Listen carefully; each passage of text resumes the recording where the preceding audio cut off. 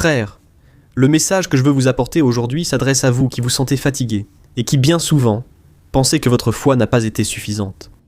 C'est comme si vous faisiez face à un géant et que votre foi semblait si petite. Oh, si petite! Regardez, aujourd'hui je vais vous apporter un point de vue dont vous n'avez jamais entendu parler, je pense. Je crois vraiment que ce message va vous ouvrir les yeux sur la façon dont fonctionne le monde spirituel. Comment les choses fonctionnent. À partir du moment où vous priez, à partir du moment où vous remettez entre les mains de Dieu, est-ce que Dieu va vraiment répondre de la manière que vous attendiez? Frères, laissez-moi vous donner ici une brève illustration. Imaginons que vous avez planté une petite graine dans la terre, puis le lendemain, vous retournez là-bas, rien n'est apparu. Ensuite, vous y retournez 2 jours plus tard, puis une semaine après, et il ne s'est toujours rien passé. Vous pouvez alors vous demander, cette graine va-t-elle pousser? Est-ce que la terre n'est pas bonne, mes frères? De la même façon, nous traitons notre foi. Nous pensons que juste parce que nous prions avec foi, juste parce que nous faisons tout ce qui est juste, Dieu va répondre à notre façon, à notre manière. Mais tout comme cela s'est passé avec cette petite graine, Dieu, en réalité, travaille dans les coulisses.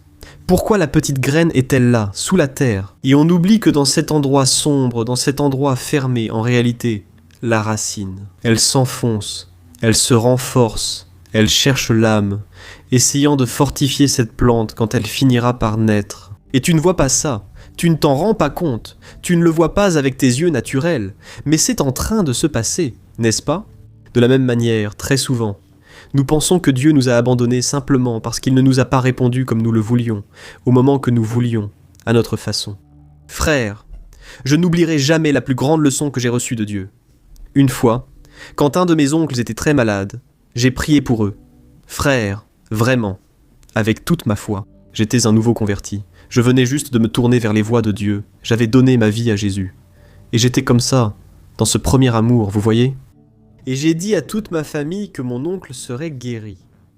J'ai prié pour lui, mes frères, je l'ai emmené à l'église, j'ai fait venir le pasteur chez lui, le pasteur a prié pour lui, mes frères, il a même montré des signes d'amélioration, c'est vrai, pendant 1 jour, 2 jours, ça semblait être le cas. Oh, il semblait totalement guéri, mais il est parti malgré tout, malheureusement pour nous. Ce n'était pas le plan de Dieu qui sait ce qui est le mieux, mes frères. Après qu'il soit parti, je l'avoue, je me suis senti tellement frustré. Je me suis senti honteux, parce que j'avais dit à tout le monde qu'il serait guéri par Jésus-Christ. Frères, pour moi ça a été un vrai coup de massue. Mais aujourd'hui, je remercie le Seigneur, parce que ça a été une grande leçon que j'ai apprise.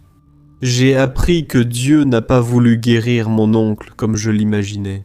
Mais en réalité, son âme a été guérie. Il est né de nouveau. Il a fait la prière d'abandon. Il a remis sa vie à Jésus-Christ. Frères, existe-t-il un plus grand miracle que celui-ci? Dites-le moi, frères. Dieu veut peupler le ciel. Il n'a pas d'intérêt ici sur cette terre. Parce que Jésus lui-même a dit « Je vais vous préparer une place, car mon royaume n'est pas de cette terre. Ce monde, frères, il est contaminé par le péché. » Et la Bible dit qu'il y aura un nouveau ciel, une nouvelle terre. Et il n'y aura plus de péché, de douleur, de tristesse, de souffrance, de nostalgie. Il n'y aura plus rien de tout cela. Alors, frères, souvent vous savez ce que je... Il est ici, ici, il est ici, ici, il est ici, il est ici. Il nous attend là-bas devant. Nous avons perdu la foi, l'espérance en la résurrection, vous savez. Nous devons recommencer à rêver, frères, des choses éternelles, de ce que Dieu valorise et priorise vraiment. Je sais que Dieu, il a le meilleur pour nous sur cette terre, parce que la Bible le dit. Dans Isaïe, au chapitre 1, il est dit que si nous voulons et écoutons le Seigneur, nous mangerons le meilleur de cette terre. Donc Dieu a le meilleur pour nous ici sur cette terre. Mais notre cœur doit être tourné vers les choses d'en haut. Amen. Notre pensée, notre attitude, notre motivation doivent toujours être tournées vers ce qui est éternel. Frères, je vais aujourd'hui délivrer un message qui touchera profondément votre cœur. Et je ne veux pas que vous soyez tristes à la fin de ce message, parce qu'en réalité, c'est un message d'espérance. Alors, restez avec moi jusqu'à la fin, je vais vous expliquer tout ce que la Bible va nous enseigner aujourd'hui. Et je vous demande de vous abonner à ma chaîne. Activez aussi la cloche de notification et sélectionnez l'option « Toutes » pour que vous receviez sur votre téléphone les prochaines vidéos que je publierai. D'accord, je veux vous aider chaque jour, alors venez participer avec moi mes frères. Aujourd'hui, je veux aborder ici un sujet très délicat. Je sais que c'est un de ces sujets dont on évite de parler avec les gens. On n'aborde pas ce sujet parce que c'est vraiment inconfortable. La vérité, c'est qu'on a appris une sorte de mathématique de la foi qui ne fonctionne pas très bien dans la vie réelle. Si nous avons la foi, nous allons déplacer des montagnes. Si nous sommes fidèles à Dieu, il va nous délivrer de tout mal. Mais alors, frères, on sait que dans cette vie, tout peut changer. Rien n'est sous notre contrôle. Et puis, soudain, une maladie arrive, ou alors une déception survient, une tristesse vient, ou la réponse n'arrive pas. Et là, on se demande, où est-ce que j'ai fait une erreur, n'est-ce pas? Et si je te disais que le fait qu'il n'y ait pas eu de guérison, de miracle, ou ce que tu as tant demandé, en réalité, cela peut être un dessein de Dieu, qui est bien plus grand que tu ne l'imagines. Frères, pour cela, je veux lire avec vous l'histoire d'un homme appelé Épaphrodite. Je sais que c'est un nom compliqué, mais ce personnage de la Bible, frère, ce n'est pas un homme ordinaire. C'était un guerrier de la foi. Et l'apôtre Paul le décrit comme mon frère, collaborateur et compagnon de combat.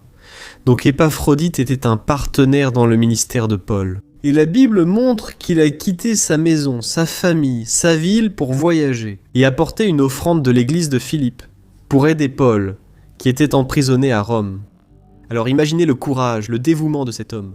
Il servait littéralement Dieu au milieu de sa mission, risquant sa vie, parce qu'à cette époque, il y avait une persécution féroce, tellement que Paul était en prison, et tu sais ce qui lui est arrivé.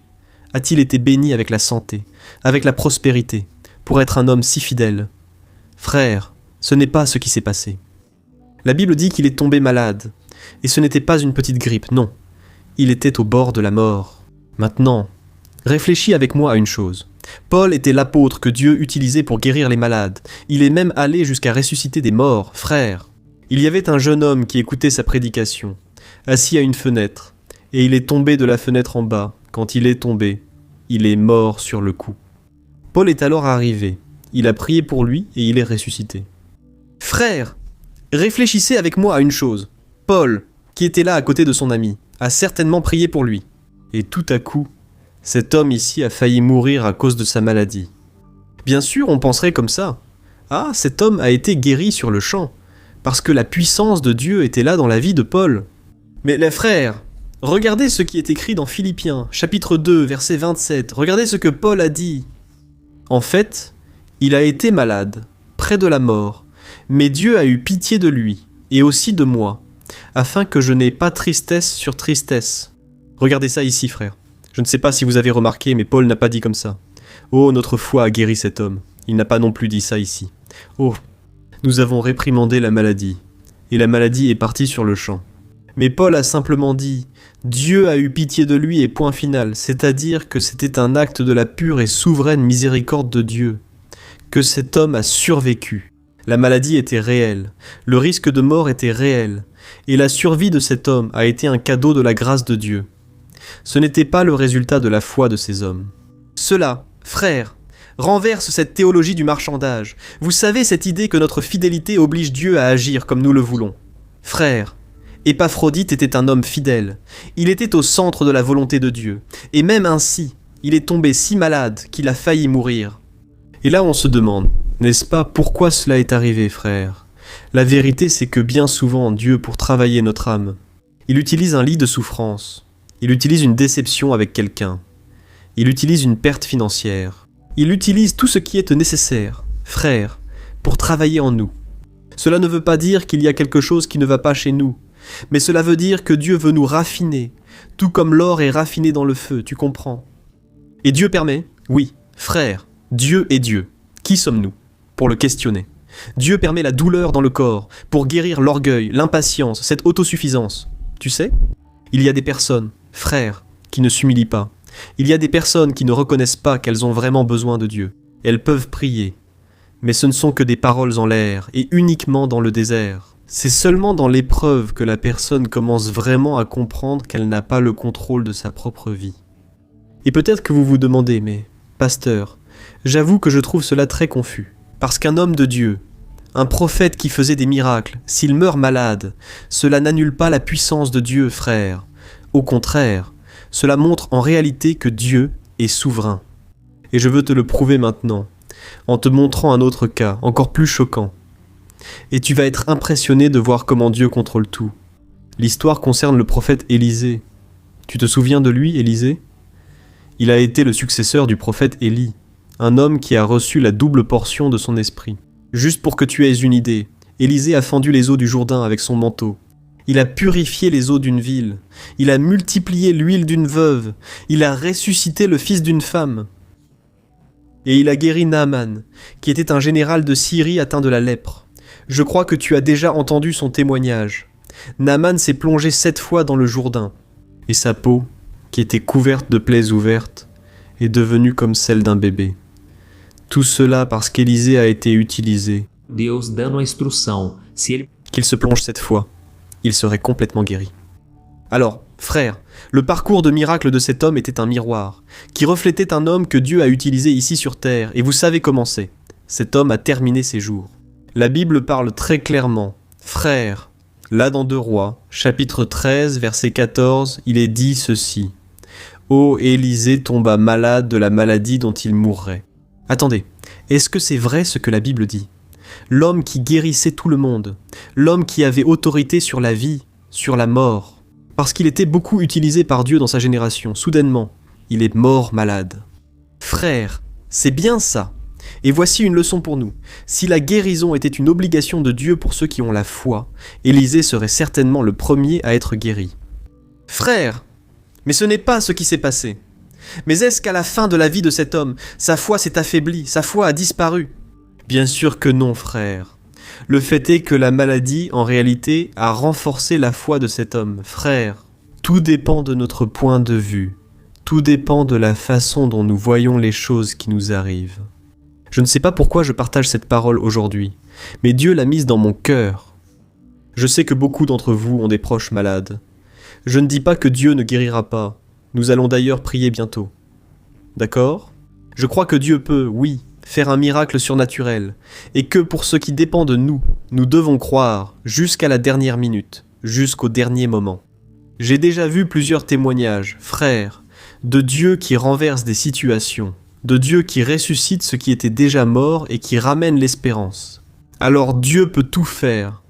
Mais ce que je veux te montrer dans ce message ici, c'est que même les hommes et les femmes de Dieu, ils passent par des épreuves, par des difficultés. Et la preuve que la maladie d'Élisée n'était pas due à un manque de puissance. Même le manque de pouvoir se voit dans ce qui se passe après sa mort. C'est l'une des scènes les plus incroyables de la Bible, frère, là-bas. Dans le livre de 2 Rois, chapitre 13, verset 21, il est dit que quelques hommes enterraient un défunt. Et, soudain, ils ont vu une bande d'ennemis s'approcher, et dans la précipitation, ils ont jeté le corps de cet homme mort dans la première tombe qu'ils ont vue, qui par hasard était la tombe d'Élisée. Et au même moment où le corps du défunt a touché les os du prophète, cet homme est ressuscité et s'est levé. Regardez, frères, quelle chose extraordinaire et merveilleuse. Réfléchissez un instant. La maladie a emporté le corps d'Élisée, n'est-ce pas ? Mais elle n'a pas réussi à toucher l'onction qui était sur sa vie. Alors, la maladie a été le moyen que Dieu a utilisé pour l'emmener dans la gloire, mais cela n'a pas annulé son dessein ici sur terre. Même mort, il était un canal de bénédiction, il était un canal de vie. Et Dieu montrait que sa puissance était si grande qu'elle dépasse la barrière de la mort, de la maladie et même de notre logique. Frère, je crois que lorsqu'un chrétien, lorsqu'une personne qui est née de nouveau, cette personne meurt, elle quitte cette terre, elle continue d'être utilisée par le Seigneur. La Bible dit que beaucoup, même déjà morts, continuent de parler. Et ce que la Bible veut dire par là, frère, c'est que le témoignage reste vivant. Dieu continue d'utiliser ces exemples d'hommes et de femmes du passé. Même vous qui avez un parent qui est déjà parti, peut-être une femme de prière, peut-être votre mère, votre père, c'étaient des hommes et des femmes de Dieu. Leur témoignage continue de nous parler aujourd'hui. Amen. Ne pensez pas que la mort est la fin, frère. La mort, en réalité, est le début de quelque chose de grand et de puissant que Dieu est en train de faire dans l'éternité. Et un jour, nous allons le reconnaître avec une totale clarté. Nous verrons que, réellement, ce corps nous retenait, ce corps nous limitait. Mais lorsque nous aurons notre corps glorifié, lorsque nous serons avec Jésus pour toujours, frère, toute larme sera essuyée, Dieu va répandre une joie éternelle sur nous. Amen. Alors, je pourrais citer des exemples d'hommes et de femmes de la Bible ici, qui ont traversé de grandes afflictions. Même en étant fidèles, cela peut arriver à n'importe qui. Et je viens même de me rappeler ici d'un autre exemple où l'apôtre Paul vivait une situation, le fait qu'il priait pour les gens, et bien souvent, Dieu ne guérissait pas. Cela peut aussi arriver, vous comprenez ? Frères, il y a un passage dans le livre de Timothée où il dit quelque chose de très intéressant. Il dit à Timothée, « J'ai laissé un homme appelé Trophime, et il est malade à Milet. » Frères, ici, la Bible ne dit pas si Paul a prié pour lui ou non. La Bible dit juste une chose, la maladie est arrivée, et la vie a continué. Cet homme est resté malade. Et alors il reste cette question qui nous fait souvent souffrir. Par manque de connaissances, parce qu'on ne comprend pas la façon dont Dieu agit. On se sent frustré. N'est-ce pas vrai ? Mais je suis ici pour te dire aujourd'hui, Dieu ne t'a pas oublié. Peut-être que tu écoutes ce message ici sur un lit d'hôpital, peut-être que tu te sens abandonné. Tu penses que, parce que tu as prié, jeûné, servi à l'Église pendant tant d'années, cela devrait te permettre d'être épargné des afflictions de ce monde. Mais, frère, le Christ lui-même a traversé tant d'épreuves, n'est-ce pas ? Et souvent, on pense comme ça. Ah, mon problème est le plus grand de tous. Non, frère, Jésus a affronté des choses terribles, mais il a persévéré et il a lui-même dit « Ayez bon courage, car j'ai vaincu le monde pour vous. » Gloire à Dieu. Tu as compris le message d'aujourd'hui ? Alors, je veux vraiment que tu écrives ici dans les commentaires. Dieu m'a parlé aujourd'hui. J'avais besoin de cette parole. Alléluia. Alors nous allons prier maintenant. Nous allons croire au miracle. Nous allons surtout remettre entre les mains de Dieu notre avenir, notre vie, la vie de ceux que nous aimons. Et, à la fin de la prière, je te demande de partager avec tes amis, ta famille. Partageons, frères et sœurs, car il y a beaucoup de gens qui ont besoin d'une parole comme celle-ci. D'accord ? Prions donc. Ferme les yeux. Je veux commencer cette prière maintenant. Mais prie aussi de tout ton cœur. Alléluia Seigneur. Mon Dieu et mon Père, nous voulons te remercier pour un jour de plus. Nous voulons te remercier pour ta parole. Seigneur, merci mon Dieu de nous avoir nourris, d'avoir apporté des réponses à nos prières. Alléluia Père. Je crois que tu as répondu à beaucoup de gens ici aujourd'hui. Tu as ouvert notre esprit, notre vision et surtout notre compréhension. Père, merci mon Dieu, parce que bien souvent tu ne dis pas ce que nous voulons entendre, mais ce que nous devons entendre, pour que nous puissions augmenter notre foi, pour que nous puissions mûrir dans la foi. Ô mon Dieu, je place devant toi la femme, ces personnes, Père, qui bien souvent se sentent comme une terre sèche. Cette personne a parfois l'impression de prier, chercher et jeûner sans obtenir de réponse, seulement le silence. Combien de personnes, mon Père, font face en ce moment à un diagnostic médical, à une douleur dans l'âme, à un problème qui semble ne jamais se résoudre. Et elles se demandent, « Où êtes-vous, Seigneur ? Pourquoi ne répondez-vous pas immédiatement ? Pourquoi ne faites-vous pas ce que nous demandons ? Ô mon Père, agis dans le cœur des gens maintenant, souffle sur eux. Mon Père, ta présence, ta force, ta puissance montre, Seigneur, que tu es là, le secours toujours présent au moment de l'angoisse. Montre que tu es au milieu de cette tempête. Père, nous te demandons pardon, car bien souvent nous avons essayé de marchander avec toi. Nous exigeons des preuves, des signes pour pouvoir croire. Père, pardonne-nous, Seigneur, notre foi est trop petite. Combien de fois, mon Père ? Que même en perdant tout, il a déclaré, « Le Seigneur a donné, le Seigneur a repris, béni soit le nom du Seigneur. » Mais au lieu de cela, Père, nous passons notre temps à nous plaindre, nous doutons, nous murmurons. C'est pourquoi je te demande, Seigneur, aie compassion de nous, aie miséricorde de nous. Père, en ce moment, je réprimande, je demande, pas pour bénir, pourquoi ne le fais-tu pas ? Je ne doute pas que l'ennemi a semé cela dans l'esprit de tes enfants. Que toute voix qui dit ainsi, Dieu t'a abandonné, ta foi n'est pas suffisante, tu as péché et c'est pour cela que tu souffres.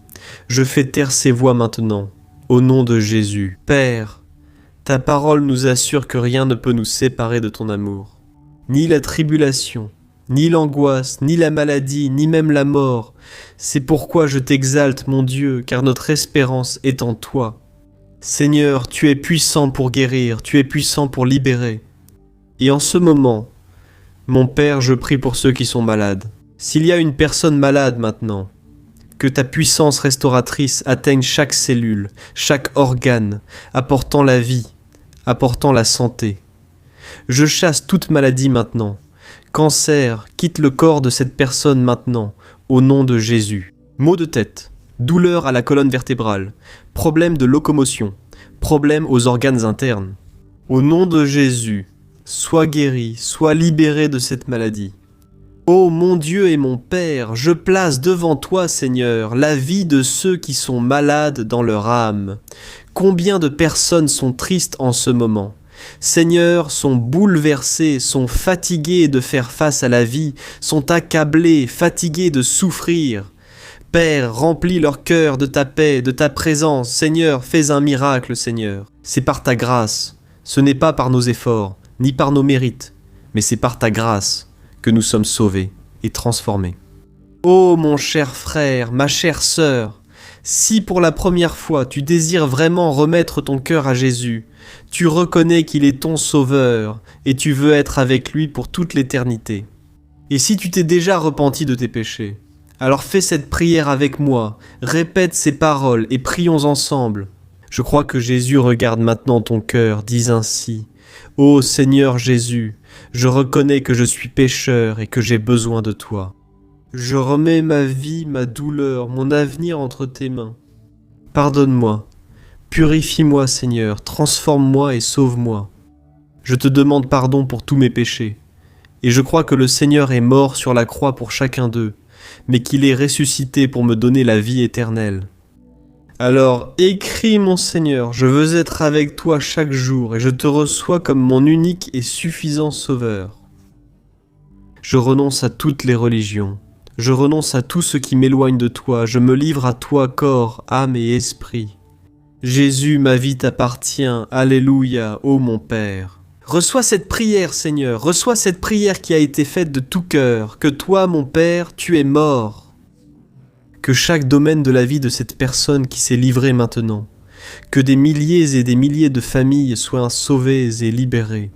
Par la puissance de ton amour, Père, au nom de Jésus, c'est ainsi que je prie et je te remercie déjà. Amen, gloire à Dieu, alléluia.